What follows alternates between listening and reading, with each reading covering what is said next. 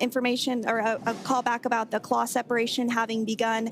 And again, that kicks off that trunk separation portion that I was discussing to remove that, expose the heat shield, and then eventually we'll have the deorbit burn, and we'll continue to walk you through all of these milestones as we approach them ahead of our splashdown at 2:57 p.m. Pacific time this afternoon off the coast of Tallahassee, Florida. Yeah, we're very excited to bring the Crew-9. Sandra, we were talking about the trunk separation. That trunk is on a trajectory that will re-enter in the atmosphere and break up upon that re-entry. The heat shield itself is one of my favorite parts of the Dragon capsule. It is the workhorse of the re-entry phase. It will work to protect the Dragon capsule and the crew members on board during the re-entry phase as the temperatures outside of the capsule build up to, I believe, about 3,000 degrees Fahrenheit in excess of. And meanwhile, the interior comfortable temperature. That heat shield does a lot of the work, and we'll see that plasma build up on the exterior of the capsule. As a result of the plasma that builds up, we will lose communications with the crew. This is known as loss of signal, LOS. This is roughly a 10-minute period on average, even less than. I believe today it is probably about 6 or 7 minutes long. It kind of depends on the mission. For every Dragon capsule that re-enters the atmosphere, due to that plasma buildup, we're not able to communicate or command the capsule. So we stand by while we wait to regain communication after we pass through that period of loss of signal and get what's known as AOS, or acquisition of signal. Continuing to stand by for claw separation, and then we'll look towards trunk separation. It'll be just about a minute or so after that. That happens pretty rapidly in succession. Some of our milestones will take a little bit longer throughout the day. For example, we will have a deorbit burn after that will take about 7.5 minutes and helps get Dragon set up in the right trajectory to splash down in the Gulf off the coast. So continuing to stand by for claw separation.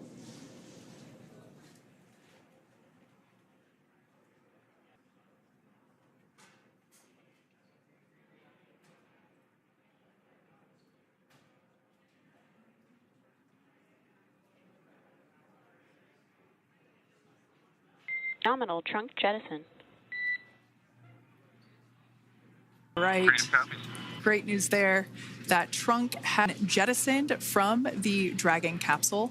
So the claw was separated. That's the mechanism that connects the telemetry and power between the Dragon capsule and the trunk. In order to expose the heat shield underneath Dragon, we had to jettison that trunk, and so we just got confirmation that that has happened. So that is great news.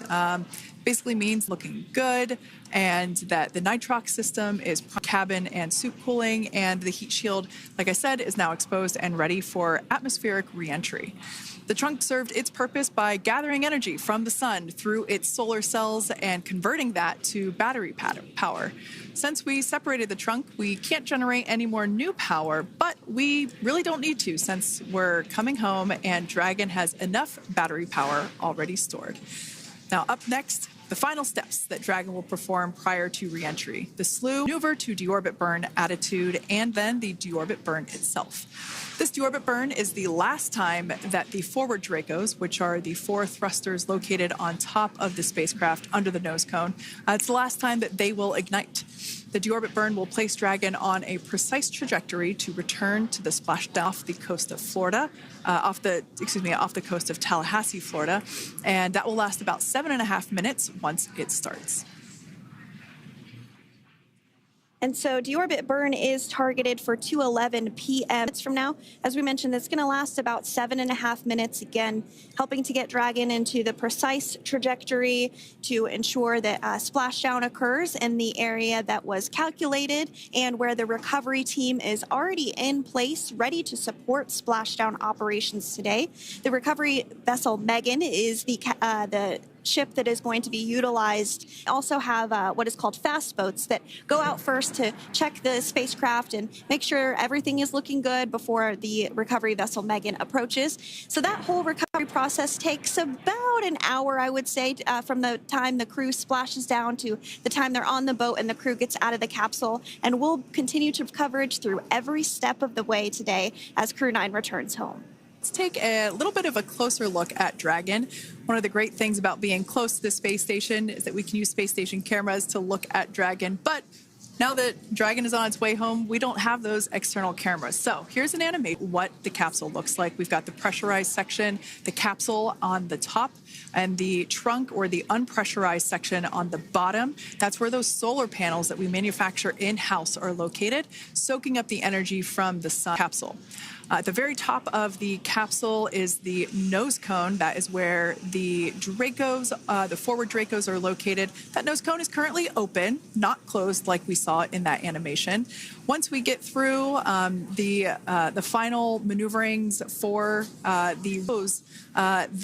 nose cone capsule just before it begins its atmospheric entry to protect that forward hatch there located along with those forward Dracos.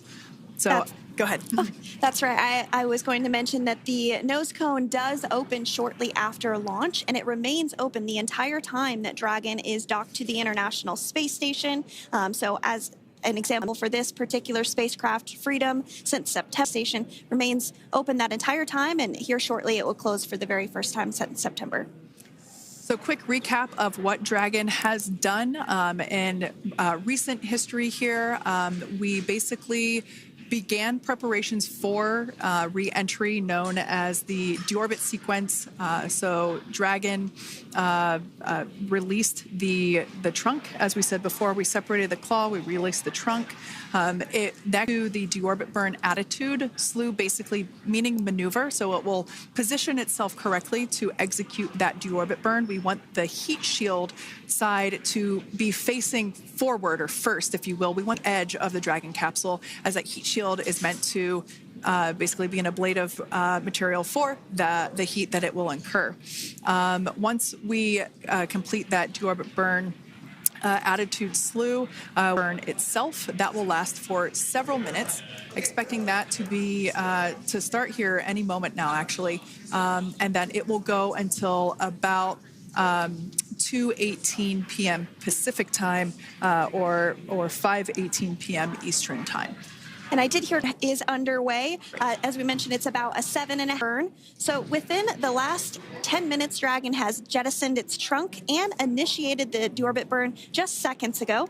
As mentioned earlier, for those operations, NASA and SpaceX closely coordinate with the United States Coast Guard to establish a safety zone to ensure public safety and for the safety of those involved in the recovery operations, as well as the crew on board the returning. Notices are issued to the mariners in advance of operations, and Coast Guard patrol boats are deployed to discourage boaters from entering the spacecraft, the splashdown zones. So we do want to stress to the public the need to respect this safety zone. Recovering a spacecraft from the water is a hazardous operation, and any other boats interfering increases the risk to not only the astronauts in Dragon, but the teams working to recover them from the water and the safety of those that make. So for the safety of the crew, which you see there on your screen, your safety, as we'll continue to bring you the best possible views of our astronauts' homecoming.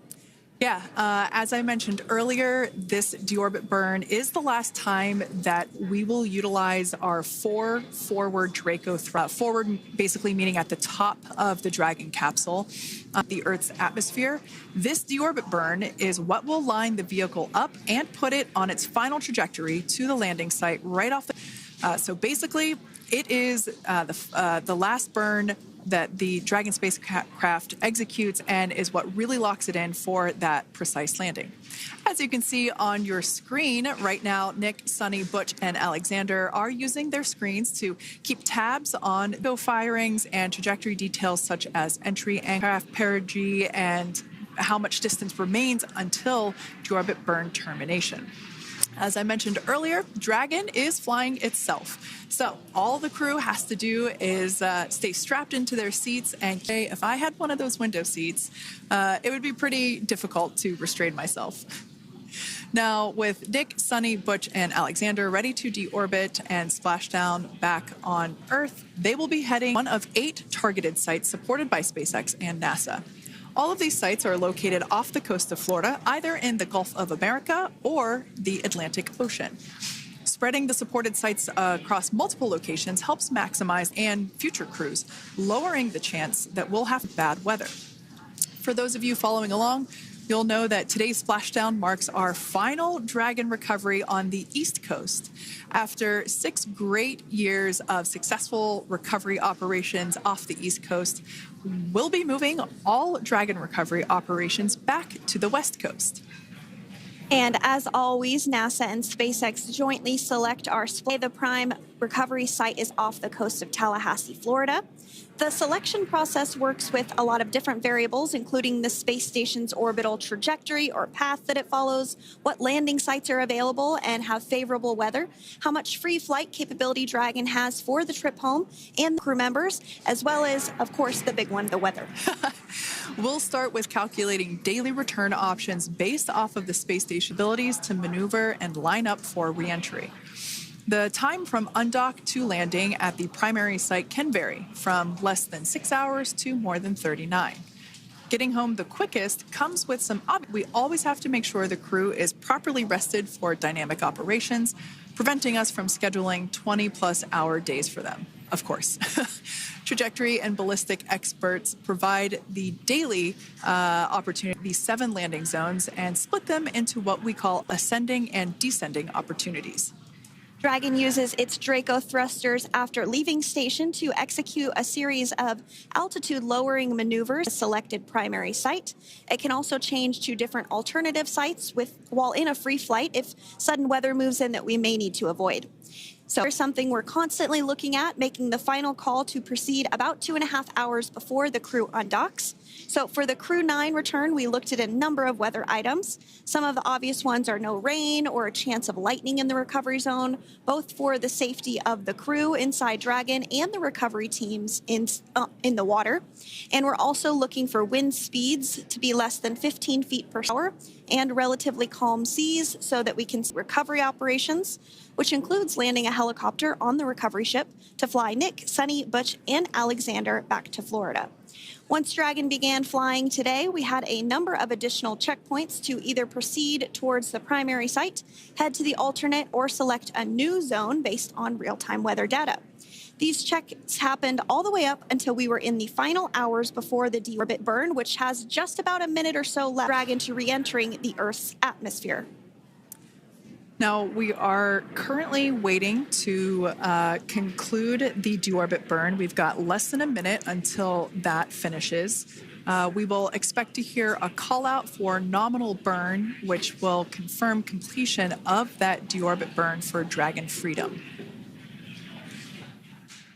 Images there from the touchscreen panels that the crew utilizes in flight. We can see the visualization of exactly which one of the 4 forward Draco thrusters are firing.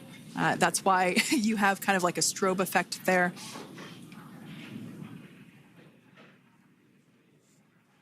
And if you're just joining us, you are looking at live views of the Dragon Freedom on your Crew-9, Nick Hague. To his right is Roscosmos Commander Grabenkin, and also in Gorbunov, excuse me, that is Alexander Gorbunov.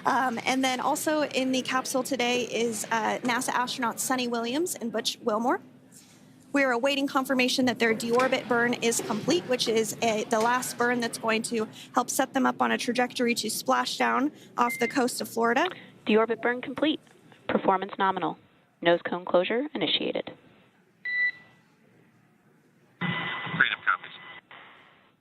All right, excellent news there. We heard the words we were looking for, nominal burn. So that means that that deorbit burn was successful and nominal, meaning as expected. And we're now beginning to close the nose cone in preparation for atmospheric reentry. So in the background, those forward bulkhead Draco thrusters that we just used to complete the deorbit burn, ensuring it's safe to latch the nose cone shut for reentry. Also, the vehicle has initiated the nitrox suit purge, which will help keep Nick, Sunny, Butch, and Alexander cool and comfortable during reentry, which is coming up in about 20 minutes from now. At this point, the nose cone is closing and protecting the forward hatch for reentry, and the crew are using their screens to continue to, which is done by a set of hooks. And as we mentioned earlier, that nose cone has remained open since September, so this is the first time it's closing in a few months. Yeah, that's absolutely right. Now, we will be expecting, as I mentioned before, an entry brief from SpaceX Core. Again, that's the Crew Operations Resource Engineer who is seated in that room that you see there. That entry brief will provide updated times for anticipated splashdown as well as the loss of signal or period of LOS. And that briefing will also give us information at the expected splashdown location. But all in all, everything has been great today. All events have been executed on time. We are looking forward to a splashdown of the Crew-9 at about 5:57 p.m. Eastern Time or 2:57 p.m. Pacific Time.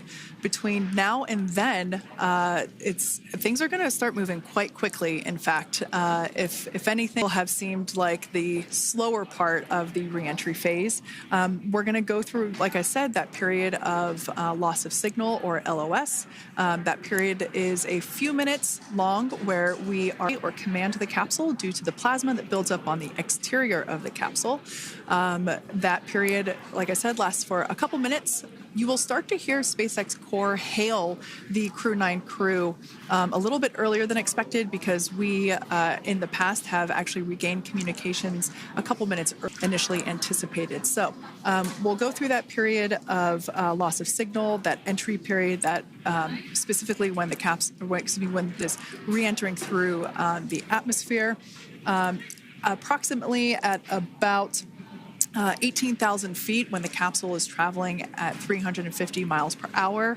We will see our first views of parachutes for the day. It's one of my favorite moments of return sequences is when we get to see the drogue parachutes. We'll see the drogues come out. Those drogues will help slow the vehicle down to about 119 miles. And then that is when the main parachutes will be from the Dragon spacecraft and then ultimately end in splashdown.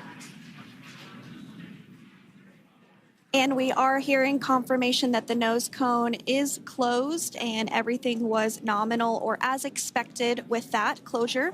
So as we begin the second half of entry, Dragon is now beginning to inject cooled nitrox into the air being delivered to the spacesuits worn by Nick, Sunny, Butch, and Alexander.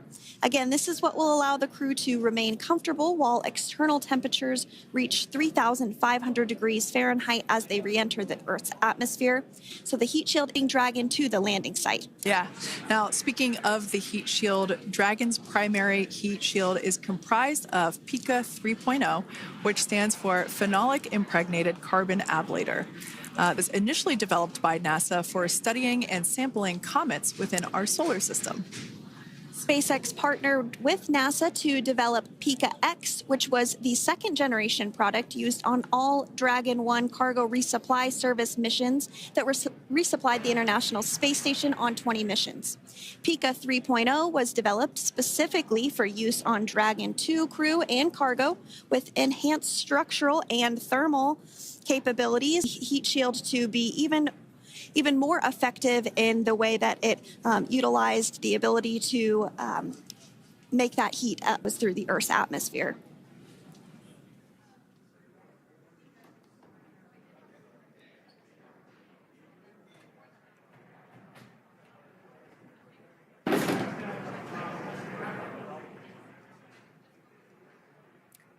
The remainder of Dragon is composed primarily of a SpaceX proprietary ablative material. It's another class of thermal protection which is lighter weight versus PICA, the underlying composite structure during reentry to ensure the structural capabilities are maintained. While Dragon will experience temperatures well over 3,000 degrees during peak reentry conditions, the characteristics of the thermal protection system coupled with the environmental control and life support system its interior will ensure that Nick, Sunny, Butch, and Alexander stay cool and comfortable during all phases of reentry through splashdown. Now, if you've just recently joined us, we hope to regain views of our crew members inside Dragon Freedom. But we don't have those available at the moment, ground station coverage. So we will bring those back to you as soon as we can. Now, after Dragon Freedom has re-entered the Earth's atmosphere, a series of parachutes will deploy to slow the crew's descent. First will be the 2 drogue parachutes, followed by the 4 main parachutes, and those will guide Dragon to its first contact with Earth since it launched back in September. Dragon will automatically deploy these parachutes when different pressure and positioning sensors on the spacecraft detect that they're at the right speed and altitude.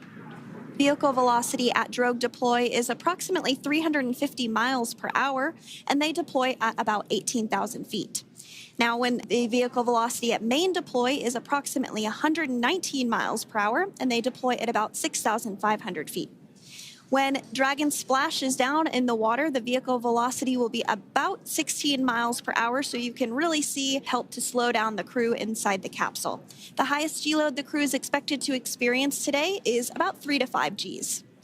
Yeah, when you think about roller coasters, they're about in that range. So I'm sure that our crew on board will be well equipped to experience those Gs. It's nothing for them. They go through much more intense.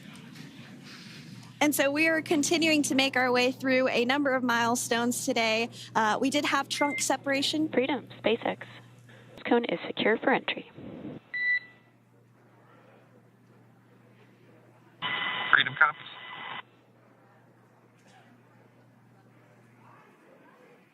All right, great news there. That tells us that the final physical configuration change for Dragon is complete. We have closed that nose cone. This is the last Dragon undergoes prior to re-entering the Earth's atmosphere. It's important that that nose cone is completely closed because underneath it is not only where the 4 forward Draco thrusts are located, but it's also because that is where the forward hatch is located. That is the hatch that is utilized for the crew to ingress and egress from the station while it is docked on board. And since our capsules are flight proven and we reuse them on future space flights, we want to make sure that all of the integrity of that hardware remains intact. So that nose cone is successfully closed, and we're going to start moving pretty quickly here. As I mentioned before, we'll go through loss of signal. We'll get that signal back several minutes later, and then we'll see the parachute action. Yep, and then that's all ahead of Splashdown off the coast of Florida. We're targeting Tallahassee as our splashdown zone today at 2:57 p.m. Pacific time this afternoon. Now, you did mention the call to the crew. They'll do some additional calculations following that burn and potentially let us know if that splashdown time has changed at all. But right now, we are continuing to target 2:57 p.m. And you can see there on your screen a path of where Dragon will be re-entering today. So if you are in the southern tip of Mexico, you might have the opportunity to see Dragon. Because it's a daytime splashdown, you probably won't have too great of views, but potentially you'll have the opportunity to get a glimpse of it there. Once again, Dragon operators, they're monitoring the progress of Dragon through this re-entry phase. That is SpaceX Mission Control, located here in Hawthorne, California. That is also where the crew operations and resource engineer is seated. That person is the voice that we have heard multiple times and will continue to hear as the primary point of contact to the crew on board Dragon Freedom. We will also hear the voice of Commander Nick Hague. Basically, after we hear the Corps communicate something, we will hear Nick Hague indicate that they copy, that they heard the message well, some sort of recognition that the message was received. And if you joined us yesterday for our coverage during the undocking, we were communicating through something that's called a big loop. We do that when we're in integrated operations with the International Freedom, SpaceX, for entry sequence. Report when ready to copy. Ready to copy. All right, I've got some updated times for you. Our COM blackout start time 4:4. Our COM blackout end time is 10:51, and our splashdown time is the same per your displays, 21:57.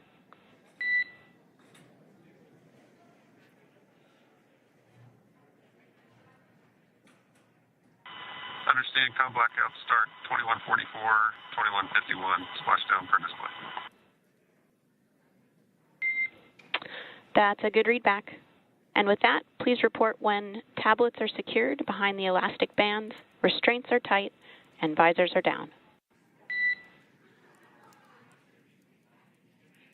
And copy, Wilco.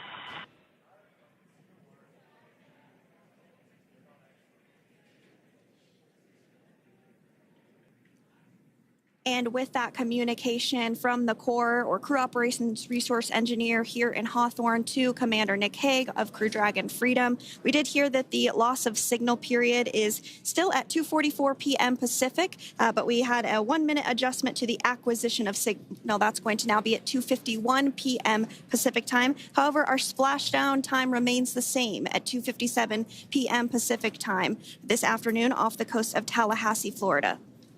So all good news there as Dragon continues to make its way home with the Crew-9 crew. As we've mentioned before, we are splashing down on the Gulf Coast. We have ability to splash down on either side of Florida, but the location site just outside of Tallahassee, Florida is the site that was selected today due to best recovery conditions. And as Sandra mentioned before, weather is always a watch item, but everything is looking great for that particular recovery location. So I'm sure once we start getting views from the recovery vessel, I have a feeling it's going to be a pretty beautiful afternoon. And we did mention that, of course, this is a daylight splashdown, so we should be getting some great views. We do have a couple of spacecraft called the WB-57, which are high-altitude planes that NASA utilizes during splashdown operations. Those are en route and going to be tracking the capsule as it makes its way through the atmosphere. Kate and I were just chatting about how we haven't had a daytime splashdown in a little while, so we're looking forward to the views along with you. Yeah. Nighttime views are also great because we can see that capsule streaking through the night sky quite brightly. So like Sandra, you said earlier, daylight will be a little bit less bright, but we will definitely be able to see the SpaceX recovery teams much clearer.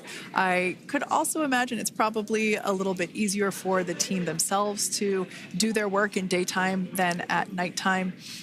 We'll see them rush in really quickly with a couple of fast boats as they begin the initial safety checks and sweeps of the Dragon capsule, while also retrieving the parachutes from the surface of the ocean. The recovery vessel, the main recovery vessel, will continue to make its way closer to the Dragon. It is stationed a couple miles away from the actual recovery location, the splashdown location, for obvious safety purposes. So it takes a little while for that vessel to make its way over, but once it's closer, we'll have even better views of those recovery operations. And you may be, sometimes we splash down in the daytime versus the nighttime, and for these operations to happen during regular daytime working hours. But unfortunately, orbital mechanics just doesn't quite work out that way. So it has to deal with space station as well as where the splashdown zone is on Earth and that trajectory, as well as the phasing. So as we mentioned earlier, sometimes we have phasing as short as 6 hours, sometimes in excess of 30 plus hours, where the targeted area is that the capsule is going to splash. 17 hours since undocking occurred at 10:05 Pacific yesterday evening for us here in Hawthorne. Early wee hours for folks on the East Coast and other areas of the United States. Yeah, but regardless of whether it's daytime or nighttime, the SpaceX recovery team has trained and practiced and rehearsed for it all. So regardless of daylight, they are really efficient with those. But like you said, Sandra, it has been a minute since we have seen a daytime splashdown on a NASA SpaceX crew mission. The last daytime recovery was on Crew-4, which was the debut flight for the capsule flying today, Dragon Freedom. And so, yeah, in fact, there in terms of the timing of that daylight splashdowns. Once again, standing by for more communication with the crew. The next event that we have coming up is the start of that period known as loss of signal. That is the period still expected at 2:44 p.m. Pacific time. This lasts for several minutes while the capsule is making its way through the located at the bottom of the capsule, really doing all the work at that point in time in terms of using the atmosphere to slow the capsule down from its orbital speeds of 17,500 miles per hour. Our tablets are secure, restraints are tightened, visors down. We are configured for entry. Freedom, I copied. Tablets are secured, restraints are tight, and visors down.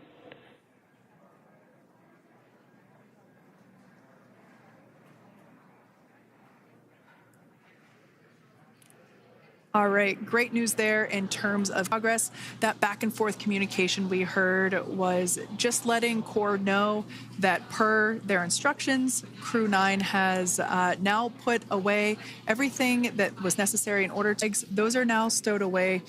They've tightened that safety harness that we see there, and the visors are now down. So with all that being said, let's take a minute to meet our returning crew. U.S. Space Force Colonel Nick Hague is your Crew-9 commander. He was selected by NASA as an astronaut in 2013.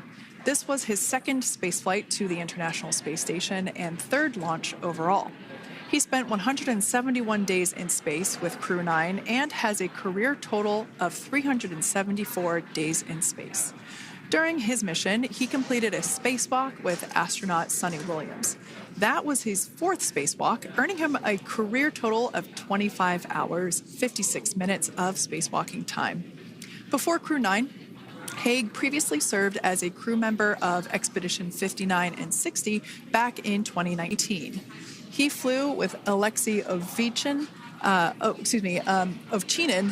NASA's Christina Cook. So this is his second time sharing the space station with Ovchinin. The Kansas native is a test pilot and distinguished graduate of the United States Air Force Academy. Nick spent 5 months in Iraq in support of Operation Iraqi Freedom. He voluntarily transferred from the United States Air Force to U.S. Space Force in 2021 and is an active colonel. His wife, Katie, is a retired U.S. Air Force colonel, and they have 2 sons.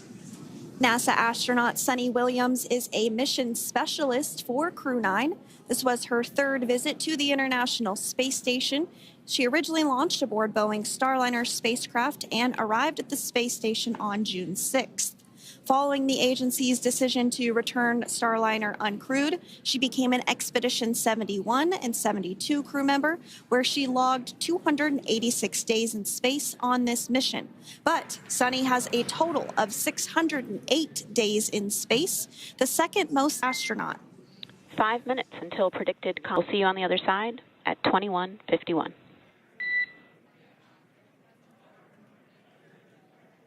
Talk to you soon.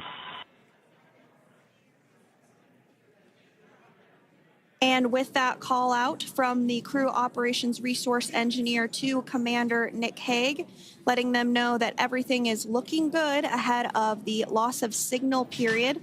We will see the crew on the other side of the loss of signal period at 2:51 p.m. Pacific time this afternoon.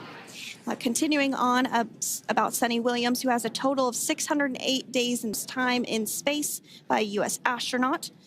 Former NASA astronaut Peggy Whitson actually ranks first for the U.S. with 675 days. Suni conducted 2 spacewalks and has completed 9 over the course of her career for a total of 62 hours, 6 minutes of spacewalking time. She ranks 4th on the list of cumulative time spacewalking by a female astronaut, and she has flown on 4 different spacecraft types, including the Space Shuttle, Soyuz, Starliner, and now Dragon. Previously, she served on Expedition 14 and 15 in 2006 and 2000, again with Expedition 32 and 33 in 2012.